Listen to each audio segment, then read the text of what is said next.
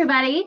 We're going to do a very quick video today on how to finish off your embroidery hoop if you want to hang it on the wall or give it as a gift. And I meant to do this before the holidays and I completely forgot. So my apologies for the delay. I'm going to switch my light here. There we go. Okay. So this is a very easy process. You're going to want your finished embroidery hoop. This is just one of the examples that I did in one of our classes. And you're going to want needle and thread, scissors, and some felt, because we're going to put a piece of felt on the backing to cover up the messiness on the back. So first thing that you're going to want to do is you're going to want to unscrew your hoop and pull your piece out. Now, if your piece has been in your embroidery hoop for a while, you're going to have a nice circular dent in your fabric, which is going to be really helpful for this process. But you want to make sure sometimes if you've moved your hoop around a lot, you'll get some wrinkles. So you might actually want to iron this. You don't ever want to iron on top of your stitches, of course, especially if you have any nice 3D stitches that will flatten those out. And you don't want that. Because this isn't a real piece and I want you all to be able to see sort of where my dent would be. I'm just gonna go like this. Okay, so the first thing that you're going to want to do is you're going to want to cut around the edge of your piece. So I'm using a really small hoop here, right? This is a 3-inch hoop. And my fabric is small. I would say you want to leave like 1.5 inches around the edge. I don't have quite 1.5 inches over here, but I'm going to leave more up here. You're just going to cut a circle. It does not need to be perfect. You can draw it if you want to, but it's not going to show. So it's fine to just eyeball it. Okay. I'm going to go all the way around.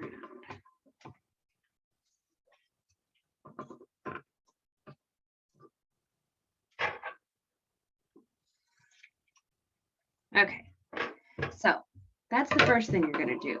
The next thing you're going to do is you're going to take your inner hoop. That's my dog barking. He's hungry. You're going to take your inner hoop and you're going to trace around on a piece of felt. Okay, I like to trace on the inside. I like for my felt circle to be a little bit smaller. So you're going to trace around the inside of your inner hoop and you're going to cut that out. I've got that one ready to go. Okay, so next step is you're going to take your piece that you just cut out and a needle and thread, and I'm going to start on the back so you can't see it. Okay, I've got my knot tied there.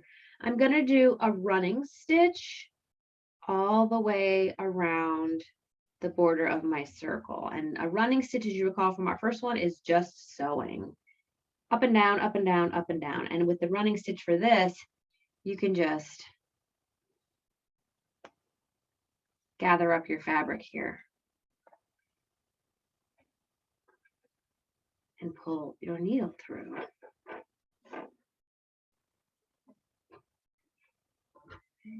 So look how quick that is. All right, and you are going to want to go all the way around on that.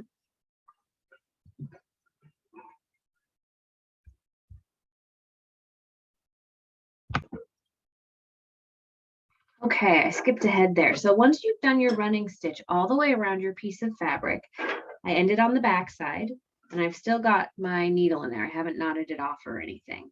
I'm going to put my fabric back on my hoop just the way I want it. I'm going to get this all aligned and arranged so that this is at the top if that's the way I want to hang it. Get that nice and tight. Make sure that there's no wrinkles in my fabric, because once this is done, I mean, you can take it out, but you'd rather not. Okay.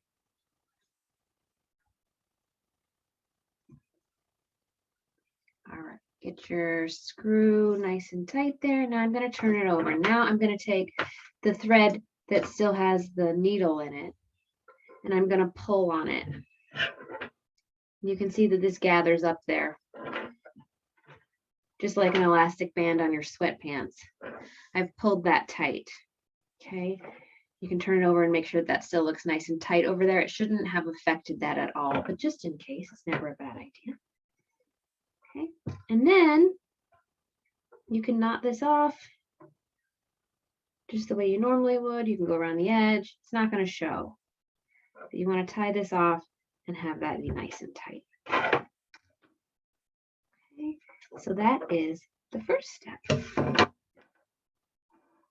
Okay, next step, you're going to take your felt circle. Now, if you want to be super professional, if you're giving this as a gift, you can always embroider your name back here and like the date that you worked on this piece for them or a message. You know how to do a lot of stitches for text now, but you're going to put this right where you want it.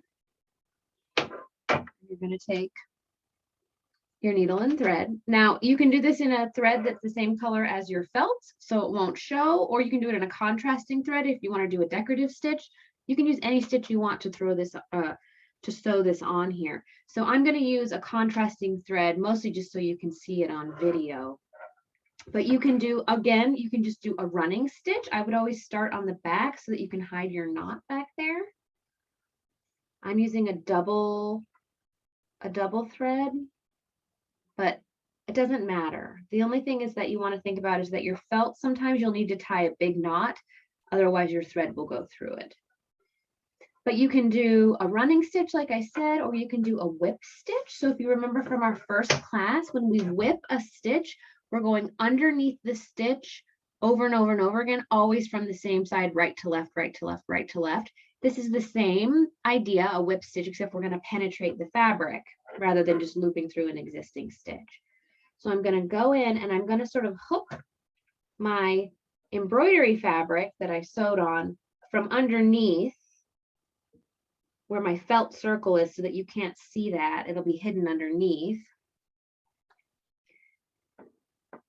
I'm going to pull that through so that if I was using red, you wouldn't see it at all. Okay, and then I'm going to come down right behind. I'm going to go pull my thread so that my thread makes a straight line. And then I'm going to angle my needle so that I come in a stitch length forward. So my needle's actually going in at kind of a diagonal, making sure that I hooked into my embroidery fabric.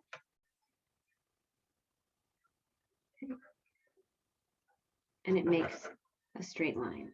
So again, my needle to make a straight line with my thread would go right here. And then I'm doing my needle at a diagonal to go ahead one stitch length. You could use the blanket stitch here. I'm not going to show you the blanket stitch here. It's a little more complicated, but we're going to learn it in 2 weeks because you can do a decorative flower stitch with it. This is the whip stitch where I'm just wrapping my thread around the edge of my fabric, making sure to penetrate both my embroidery fabric underneath and the felt. And I just do that all the way around, and you can sneak a little knot tied under here. You can loop under your first stitch to tie your knot. Okay, and that's that. And now you have a beautiful finished piece to give to someone. You could sew a little loop of ribbon here to hang this. You could even get, if this was a really large hoop with a heavy frame, because you can buy a very nice decorative frames, you could get one of those picture hangers that have the little teeth and they have little holes in them where you put nails. You could just sew that on there. So there's lots of little ways to have a hanging mechanism on here so that your gift recipient can display your beautiful work on their wall. And that is all. I'll see you soon.